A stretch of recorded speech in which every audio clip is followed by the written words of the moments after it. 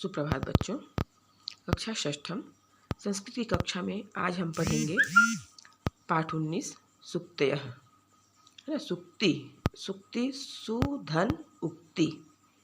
सु माने अच्छी, है ना। उक्ति माने बातें, अच्छी बातें।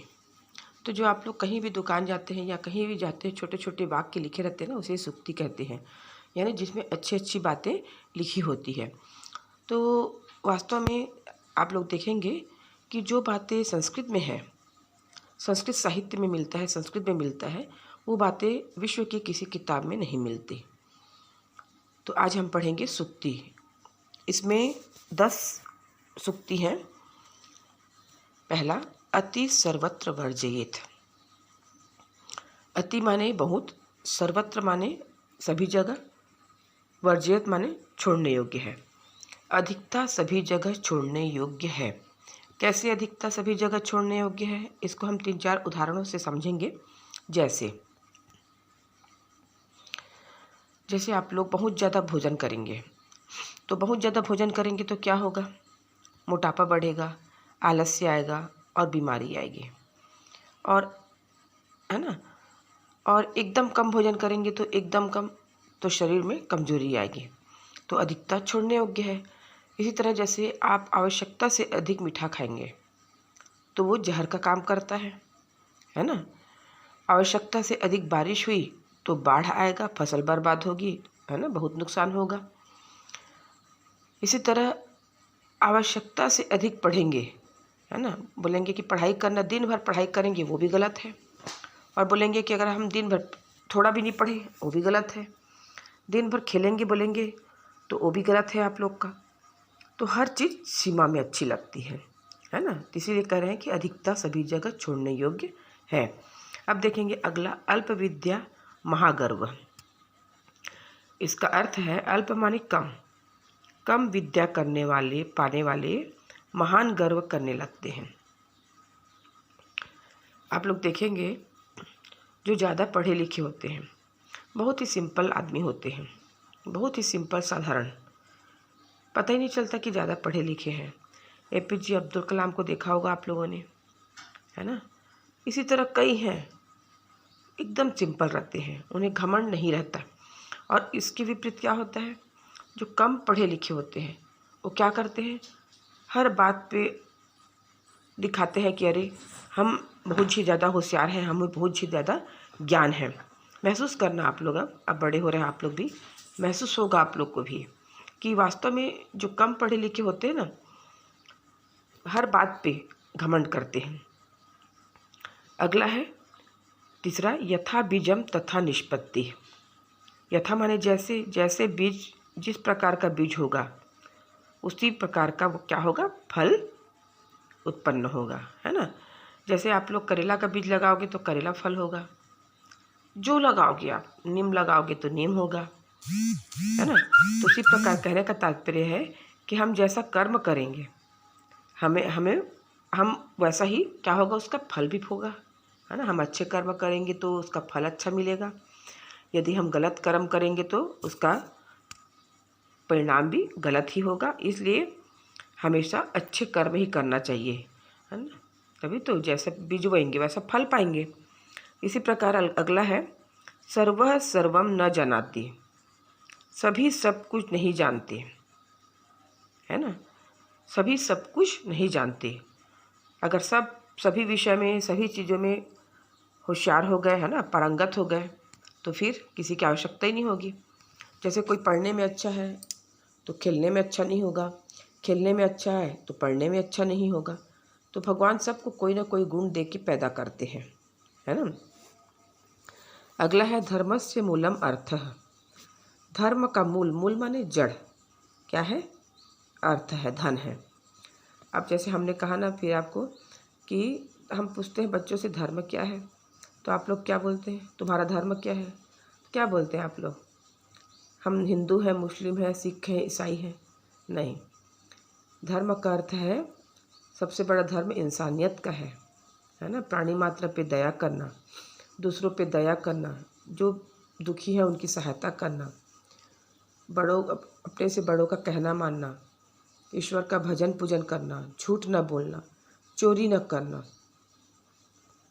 है ना, सत्य बोलना, ये सब क्या है? हमारा धर्म है। और हम पूछते हैं तो क्या बोलते हैं आप लोग? हिंदू मुस्लिम वाली बात आती है? नहीं, है ना। सब पर दया करना सबसे बड़ा धर्म है। तो जैसे आप धर्म करेंगे तो धर्म का जड़ धन है। जैसे आप किसी गरीब, कोई बहुत गरीब है, बहुत ही बीमार है, उसको हॉस्पिटल ले जाना है, तो आप हॉस्पिटल ले जाओगे तो कैसे ले जाओगे हॉस्पिटल? उसके लिए तो पैसे की आवश्यकता होगी, है ना। सबसे पहले उसको गाड़ी में ले जाओगे तो गाड़ी कहाँ से मिलेगी आपको? किराया करोगे, उसके लिए पैसा चाहिए। डॉक्टर पास जाओगे, इलाज के लिए पैसा चाहिए। किसी की भी सहायता करोगे तो धन की आवश्यकता तो होती ही है। इसीलिए कह रहे हैं कि धर्म का मूल अर्थ है। उसके बाद है मौनम, मौनम सर्वार्थ साधनम। मौन सबका साधन है। जैसे मौन माने चुप रहना। जैसे कहीं लड़ाई झगड़ा हो रहा है आपके आसपास, आप भी जाके लड़ने लगे, बात क्या हो जाएगी? बढ़ने लगेगी, है ना। जैसे आपसे कोई लड़ रहा है, आप भी लड़ रहे हो उससे, बात बढ़ते जाएगी। इससे अच्छा है कि आप शांत रहो, है ना। ज़्यादा मत बोलो। हम ज़्यादा बोलते हैं तो मुँह से क्या है, कुछ भी निकल जाता है। कम बोलो, कम बोलो, अच्छा बोलो। कम बोलोगे तो बेकार की बातें आप नहीं बोलोगे, है ना। नाप तोल के बोलोगे तो उससे क्या है, किसी को कष्ट भी नहीं होगा और कोई बात भी नहीं होगी। अगला है श्रद्धावान लभते ज्ञानम। श्रद्धावान को ज्ञान प्राप्त होता है। लभते माने प्राप्त होना। श्रद्धावान माने जिसको विश्वास है ना। जिसको विश्वास है, अपने गुरु पर विश्वास है, उसको क्या प्राप्त होगा? ज्ञान प्राप्त होगा। क्योंकि आपके मन में डाउट है कि अरे इससे मेरे को संतुष्टि, इससे मेरे को फ़ायदा नहीं है, इससे मेरे दिमाग में बैठ नहीं रहा है, इससे मुझे कोई कुछ सीख नहीं पा रहे हम, है ना। तुमको श्रद्धा ही नहीं है तो तुमको ज्ञान नहीं मिलेगा, क्योंकि तुम इस चीज़ को अच्छे से नहीं करोगे, तुम्हारा मन भटकते रहेगा। लेकिन अगर तुमको विश्वास है तो अपने गुरु पर कि नहीं, मुझे सब कुछ मिल रहा है इनसे, है ना, तो आपका ध्यान नहीं भटकेगा और आप उस काम को मन लगा के करते चले जाओगे। तो आपकी श्रद्धा हुई उसमें, है ना। और उस काम को आप करते चले जा रहे हो तो उससे आपको सफलता मिलेगी उसमें। इसीलिए कहा जा रहा है कि श्रद्धावान लभते ज्ञानम। अगला है लोभा पापस्य कारणम।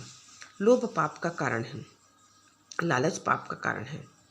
जैसे किसी को पैसे की आवश्यकता है तो उसका मन किया कि नहीं, मुझे जल्दी ही पैसा चाहिए। तो जल्दी पैसा कैसे मिलेगा? चोरी करके ही। तो क्या कर रहा है? चोरी करने जा रहा है, चोरी कर रहा है, पुलिस ने पकड़ लिया, है ना। थोड़ा चोरी किया, पुलिस पकड़ाया नहीं, फिर एक एक करके उसका चोरी की प्रवृत्ति बढ़ते गई। फिर एक दिन वो पकड़ा गया, जेल चला गया, है ना। तो लालच का फल क्या होता है? हमेशा बेकार होता है, पाप का कारण बनता है। वो हत्या करेगा, है ना। तो इसी तरह हर क्षेत्र में है, अगर आप लालच करोगे तो पाप का कारण बनेगा। अगला है विनाश काले विपरीत बुद्धि। विनाश के समय बुद्धि विपरीत हो जाती है ना। जब हमारा अंत होना रहता है तो हमारी बुद्धि क्या काम नहीं करती है।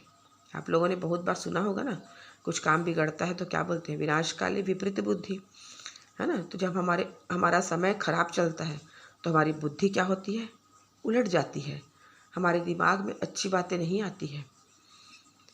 अगला है हितम मनोहारी च दुर्लभम वच। हितकारी और मनोहारी वचन दुर्लभ है। इसका मतलब क्या है? कि हित में बोलने वाले, है ना, और सुंदर वचन क्या है? दुर्लभ है। हम क्या करते हैं कि हम जैसे हमारे हित में कोई बोल रहा है पर वो बात कड़वी है तो हमें अच्छी नहीं लगती और हम उसको बुरा मानते हैं, है ना। तो इसलिए लोग क्या करते हैं कि अरे इसको तो कोई बात, अच्छी बातें बोलो तो बुरी लगती है। तो हमारे फ्रेंड, हमारे दोस्त क्या करते हैं, हमारी सहेलियाँ, नहीं भाई क्यों इनका मन दुखी करे, तो बोलते हैं कि नहीं, जैसे तुम कोई गलत काम भी कर रहे हो, तुम पूछो कि कैसा लग रहा है, अरे बहुत बढ़िया है ना। वो हर चीज़, हर गलत को भी सही बोलते हैं। तो तुम्हारा काम भी क्या होता है, फिर उसके बाद बिगड़ते चला जाता है। लेकिन वो सोचता है कि हम इसको अगर सही बात को बोलेंगे तो इसको बुरा लगेगा, तो हम क्यों बोले भाई बुरी बात है ना, हमको तो इससे दोस्ती निभानी है। तो वो क्या करता है कि कि उसको जो अच्छा लगता है वही बोलता है, लेकिन उससे उसका नुकसान बहुत ज़्यादा होता है। ठीक है, तो बच्चों आज के लिए इतना ही, अब अगली क्लास में।